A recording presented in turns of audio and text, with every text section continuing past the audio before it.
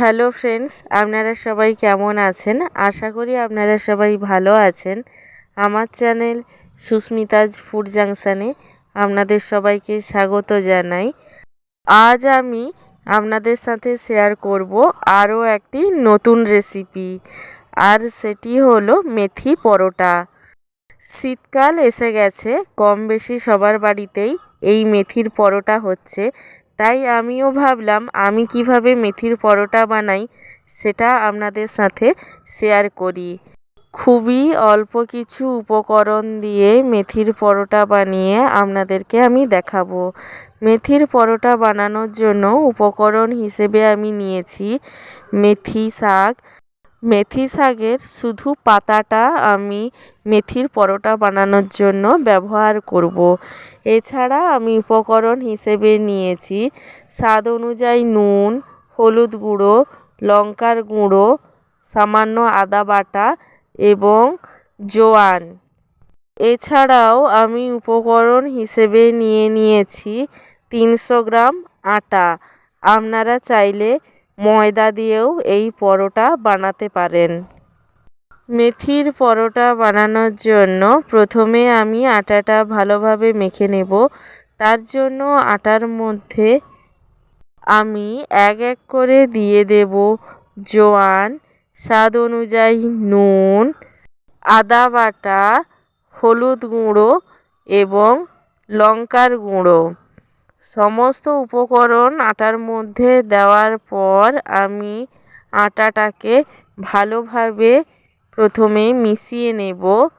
তারপর এর মধ্যে দিয়ে দেব মেথি শাকের পাতাগুলো।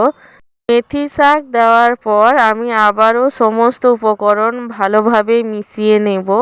তারপর একটু একটু করে জল দিয়ে আটাটা আমি মেখে নেব। আটাটা আমি নরম করে মাখবো না, একটু শক্ত করেই মাখবো, কারণ আটার মধ্যে শাক এবং নুন দেওয়া আছে, তাই শাক থেকে জল বেরাবে এবং বেশি নরম করে আটাটা মাখলে আটাটা আরও নরম হয়ে যাওয়ার সম্ভাবনা থাকে। তাই আটাটা যাতে বেশি নরম না হয়ে যায়, তাই একটু শক্ত করেই মাখবো। আটাটা মাখা হয়ে গেলে আমি আটাটাকে 10 থেকে 15 মিনিটের জন্য ঢাকা দিয়ে রেখে দেব।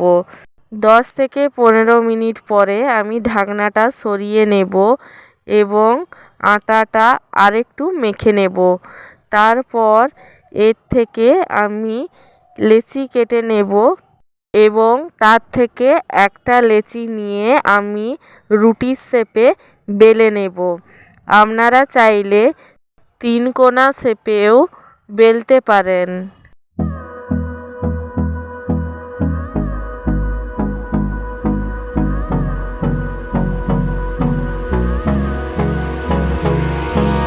Hold me close till I get up.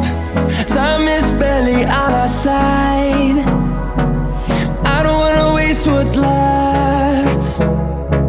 The storms we chase are leading us. একটা পরোটা বেলা হয়ে গেলে আমি একইভাবে বাকি পরোটাগুলো বেলে নেব।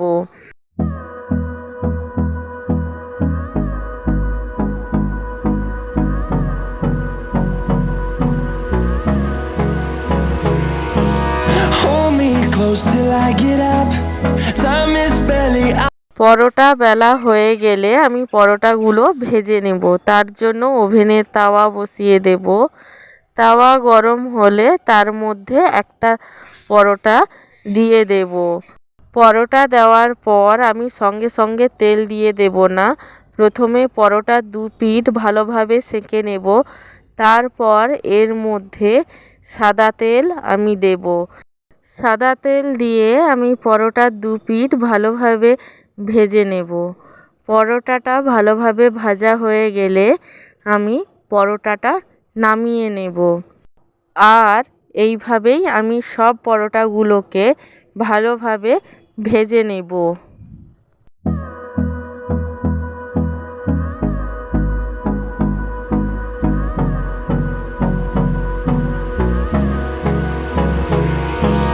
Hold me close till I get up.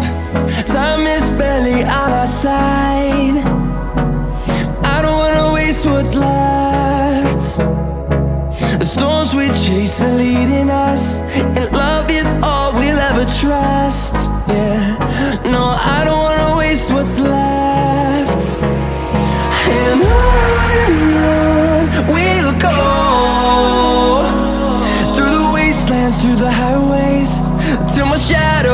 sun rays, and on we'll go, through the wastelands, through the highways, and on we'll go.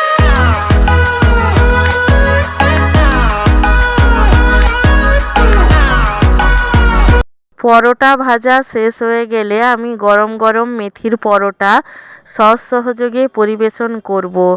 যদি আপনাদের ভালো লাগে তবে বাড়িতে অবশ্যই ট্রাই করবেন এবং আমার চ্যানেলটিকে সাবস্ক্রাইব করবেন।